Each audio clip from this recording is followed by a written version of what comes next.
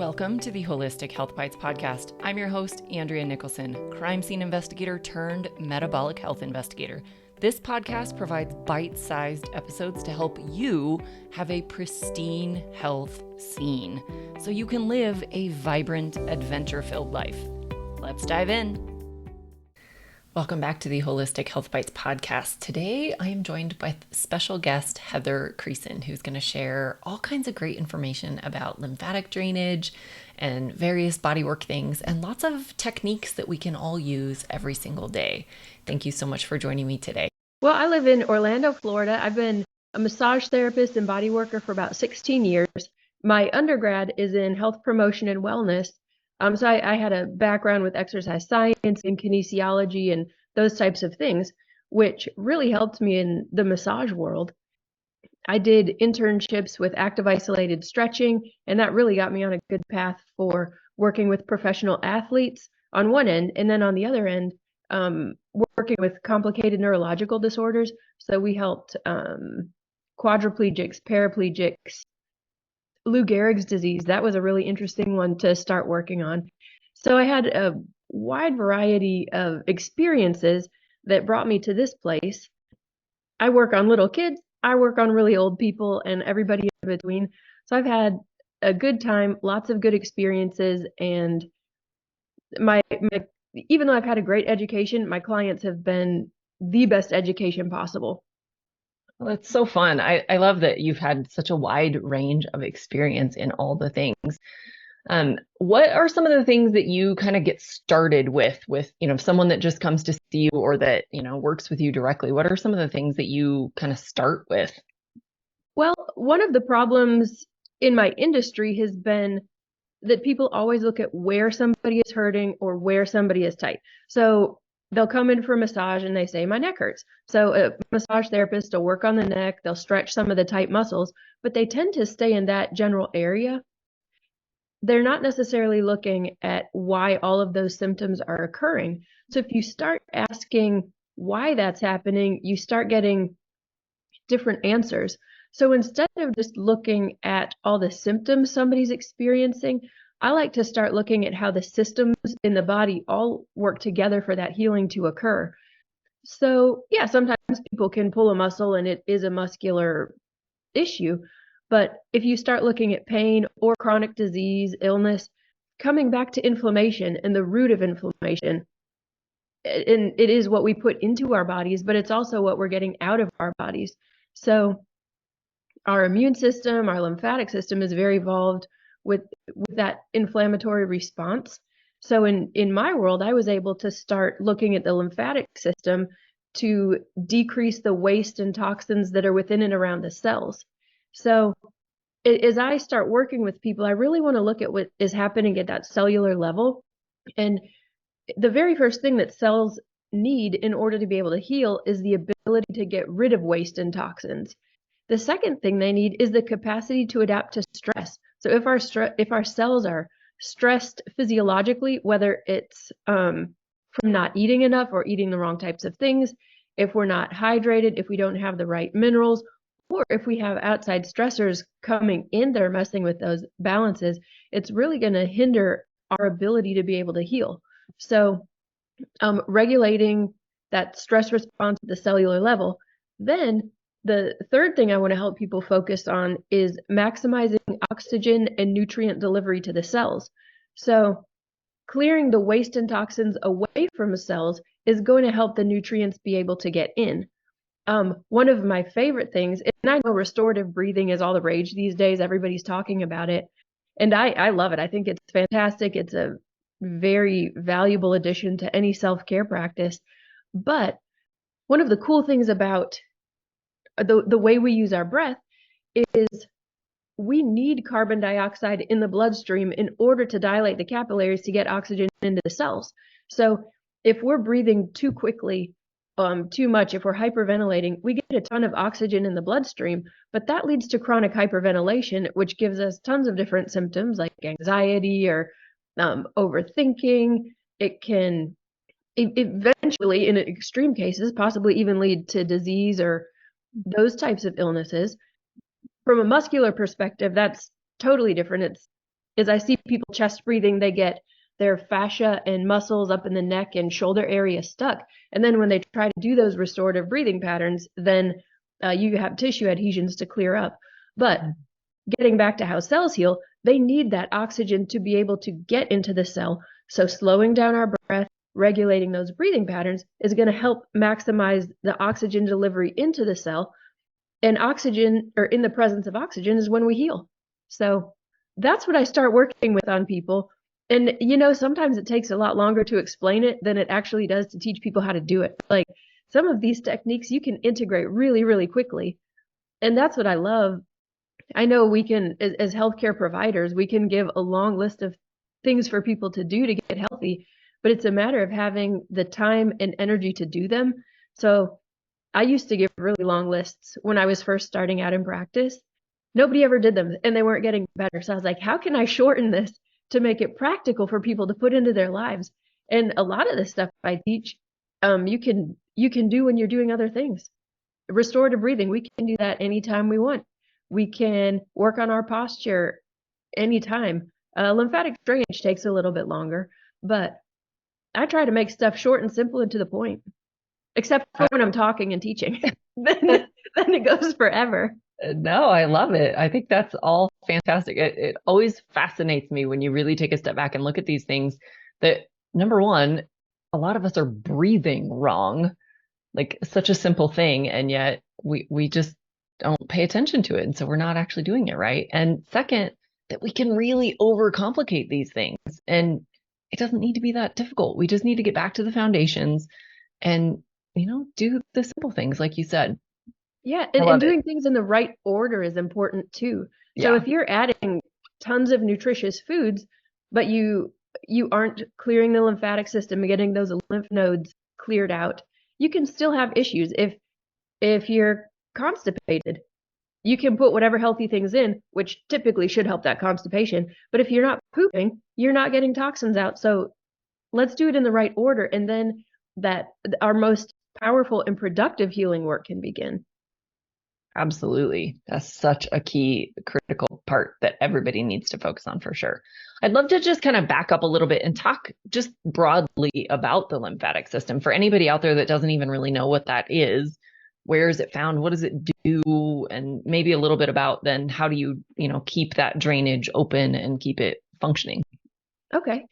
I don't want to give a huge list of bullet points about what the lymphatic system does, because it kind of disconnects people from what it actually does. I like to use the analogy of an aquarium. So imagine a beautiful aquarium that's filled with an incredible assortment of plants and coral and colorful fish. That water, when you look at it, it's crystal clear, it's continuously infused with life-giving oxygen, and in that environment, the life can thrive. The fish are doing great. But the conditions within that tank are maintained by one thing, and that's the filtration system. And so the filtration system is there. It impacts everything in the tank, just like our lymphatic system. Our lymphatic system is in so many places in our body and impacts everything. So we have our vessels and capillaries and lymph nodes, but it's really impacting a lot everywhere. So that underlying network of pipes and filters and pumps, it's not pretty, it's not glamorous, but it's essential for maintaining the health of that tank. It's going to filter out the waste, the debris, and the toxic buildup and keep life thriving. But in a fish tank, think about what happens if the pumps stop working and the filters get clogged. The water stagnates, it gets cloudy, you get that algae, the fish start getting sick, and they might even die. I don't want to tell people they're going to die with this, but the fish are not getting the nutrients and oxygen they need, so then they don't look so good. And you can empty the water, you can scrub the tank, you can scrub the coral and everything, but if you don't work on the filtration system, it's going to quickly get back to that nasty state and the fish are going to get sick again. So the lymphatic system is like our own filtration system and helps us get to that stuff at the root level versus just changing all the stuff externally. So we can take medicines and do all these different things. We can take supplements, all of that. But we've got to clean the filters. Or it's like cleaning your house and not taking out the trash. You can make it look really nice, but if you don't take out the trash, it's still going to be a stinky, gross mess. And until you take care of that, you won't have a clean house. And what causes it to stagnate or, not get cleared out appropriately? We have this system. So what are we doing, or how does it get kind of stuck or backed up? Well, the things we put into our bodies. So if we're putting junky processed foods in, if the chemicals and products we use to clean our house, personal care products, laundry detergents, all of these things create that toxic buildup. Sometimes it gets too much for the body to process. The liver gets overloaded. Another thing is not moving enough. Like we have, especially like since COVID and everybody's in front of computers so much, we're not moving. And the lymphatic system doesn't have a pump like our heart pumps blood. The lymphatic system needs us to move. It needs us to be doing deep breathing in order to get that fluid flowing. If we're sitting in our chairs, and this is related to posture, this is related to lymph, it's related to breathing, we're typically hunching forward a little bit, and that's going to minimize the downward movement of the diaphragm. The downward movement of the diaphragm is what helps pump lymph in the abdomen, and that compression really gets lymph flowing. If your diaphragm is not descending, it's going to make you be more of a chest breather, which then shifts you into that more of a fight or flight state in your nervous system versus rest and digest and heal. So yeah, we have to be moving. We have to be working on healthy postural patterns to get that lymph flowing. I like looking at how all the systems work together and how people's bodies are. But one of the things they're not really talking about with lymphatic work is just how our posture impacts that. So the lymphatic system throughout the entire body drains into the subclavian veins, which are right behind and a little bit below the collarbone. And that's where it drains back to the heart. Everything in the body, or pretty much everything, goes there. And so if we have that head forward posture because we're in front of the computer, if we're hunching forward and just developing that roundedness, the lymphatic system, or I should say the flow of lymph, is going to be impacted by that head forward posture. So again, if we have a chronic pattern of that, your tissues are going to form to that. So that's where massage and body work really comes into play, but also working on your posture, keeping an upright structure, just to help all of that. Yeah, that makes a lot of sense. And again, so simple. We just need to move. We just need to sit properly. We just need to be mindful of, all these little things. Takes 1 second to do it. Just the thought. Yeah, love it. You also do a lot of work with the vagus nerve. Can you tell us a little bit about that and how this all kind of goes together? Yes. So the vagus nerve connects to a bunch of stuff in the body, but it exits the skull right behind your earlobe at the jugular foramen. Then it goes down your neck. It touches your heart, your lungs, your liver. It goes all through your digestive tract. And most of the vagus nerve, or most of the job that it does, is reporting back to the brain what's going on. I think that's about 80%. But the rest of what the vagus nerve does is bridging that communication pathway and telling the body what to do. Anyway, one of the big things it does is regulate the inflammatory response. And another big thing is regulating the stress response. So if the vagus nerve is damaged, if it's inhibited, so if we have that head forward posture where it's coming out behind our ear, we're going to disrupt some of that function. It's coming down our neck and by the throat. So if we have a head forward posture, it could be impacting vagus nerve function. So you want to be taking care of it. So this is how the lymphatic system ties into it. You have a really big lymph node behind your earlobe. So if your lymphatic system is swollen, it's putting pressure on that nerve right where it exits the skull. So then it can disrupt function anywhere else in your body. So if you have liver problems, lung, heart, digestive, even the uterus is connected. Any place that nerve goes, as well as the other nerves, if you have a lymphatic vessel that's by it, if the lymphatic vessel is congested, it can put pressure on that nerve and create pain or inflammation or dysfunction. So that's why I say all these systems working together, because I can do vagus nerve work in isolation and it's beneficial. I can do restorative breathing work on its own and it's beneficial. But once you get all these systems working together and you know how they work together, it's a very powerful result. Or even lymphatic drainage, working on the abdomen. If you have inflammation and congested lymph in the abdomen, it's going to prevent, again, that downward motion of the diaphragm. So if people are having trouble with restorative breathing patterns, try clearing lymph first. And then the diaphragm descending, the vagus nerve runs through the diaphragm. So if your breathing patterns aren't right, then it's not facilitating and helping vagus nerve function. So that's how all of this stuff is working together. And my little rabbit trail mind, that's how it sees it. That's so yeah. interesting how it all goes together. Are there things people can do, at home? Are there some simple things that they could maybe even start doing, right now while they're watching this? For lymphatic, vagus nerve, or restorative breathing? All of the above. Anything that would just help them overall feel better. Very first thing, that's sitting up. I call it a sternal lift. The exercise in my little manual that I have, it takes way too long to explain it. Just lift your sternum up an inch and sit up straight. Bring your head back. Open your shoulders a little bit. Let your arms hang down. Then, with that space you've created, take a deeper breath. I know a lot of people recommend boxed breathing. So you inhale for 4, hold for 4, exhale for 4, and then hold for 4. That's a really popular one. From my background as a body worker, I don't love it because a lot of people, when they're experiencing trauma or traumatic memories, they still hold their breath. So I like to help people breathe through that and not get into that breath holding pattern. You'll see a lot of people when they're doing corrective exercise, they hold their breath.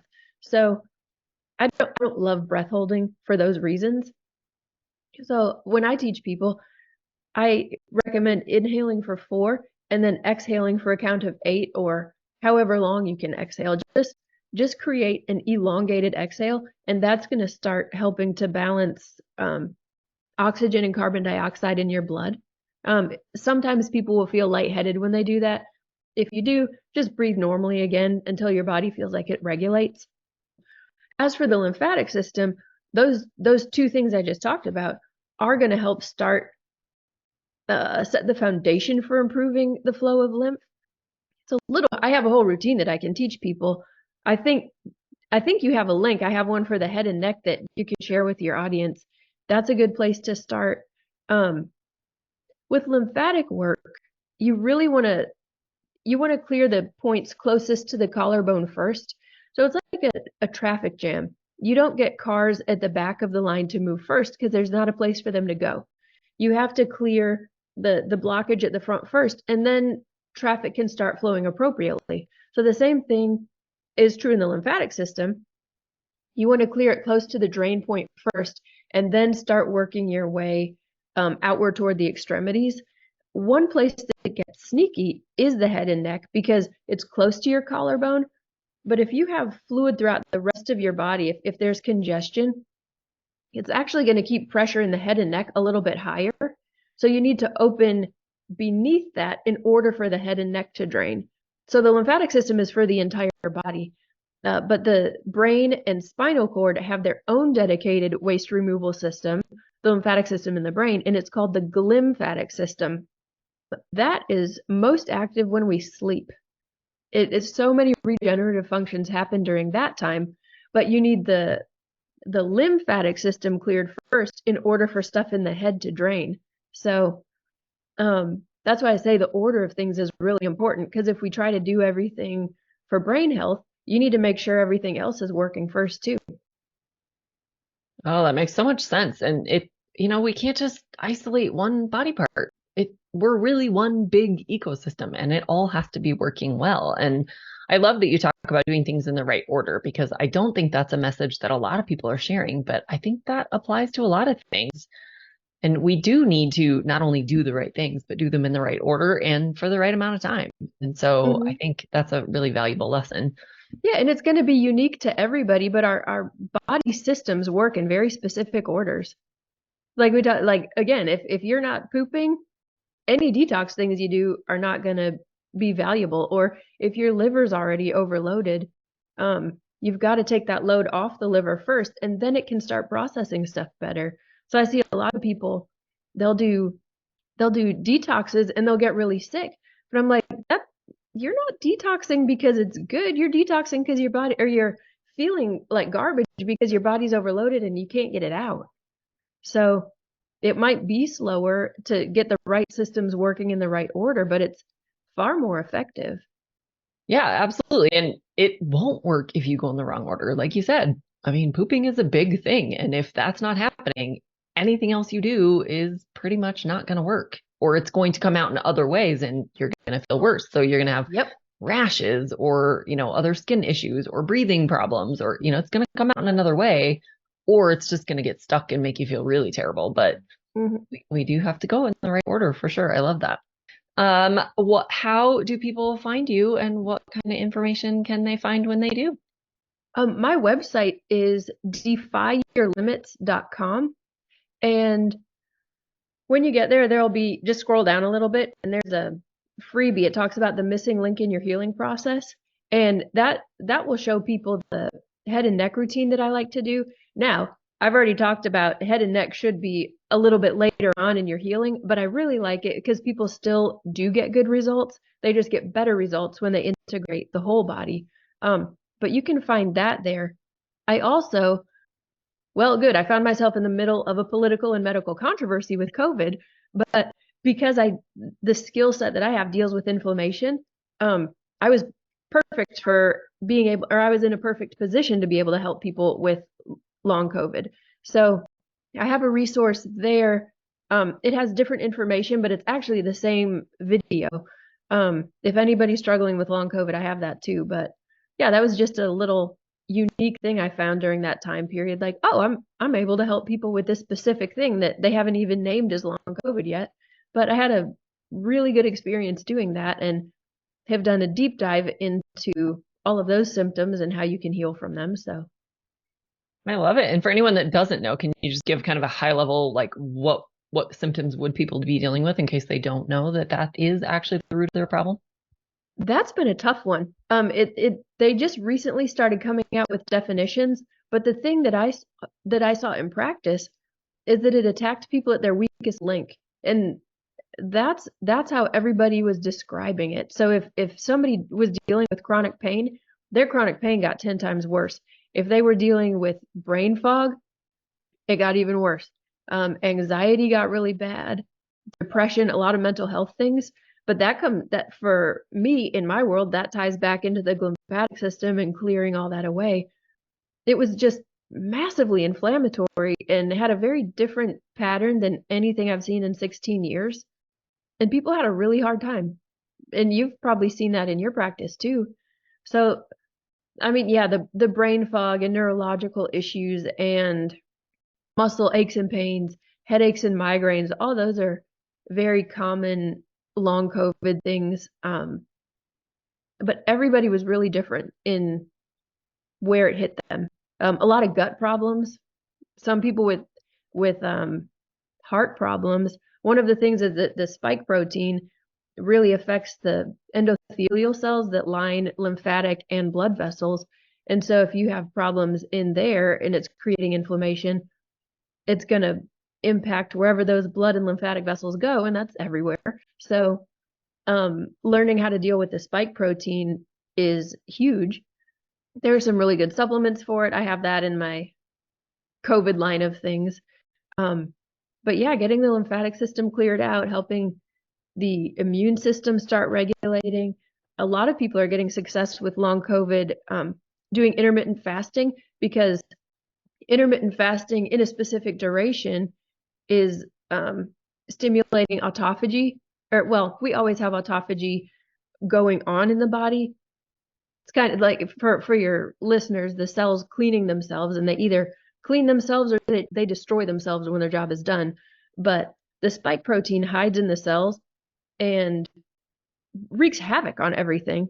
And one of the only ways to finally get it out of the body and kill it is through increasing the pace of autophagy, and you can do that through intermittent fasting. Typically for COVID, that's happening at about the 24-hour mark, 18 to 24 hours. Everybody's a little different. Sometimes women don't do as well with intermittent fasting and long duration, but yeah, all of that is there. I love it. That's all awesome information and sounds like fantastic resources. So we will definitely link all that up in the show notes. And yeah, fasting is one of my absolute favorite things for helping to repair lots of things. You know, it really is helping your body heal itself. And I just love it. So I'm always a big fan of anything we can do that's, you know, allowing our bodies to do what it's supposed to do and just get out of the way and let it happen. So I think that's a fantastic strategy. Thank you so much for joining us today, Heather. I have so much appreciated the information that you've shared. I love all of the tips and tricks, and we will definitely link up all of your information in the show notes. Thanks so much for being here, and we'll catch you again on the next episode.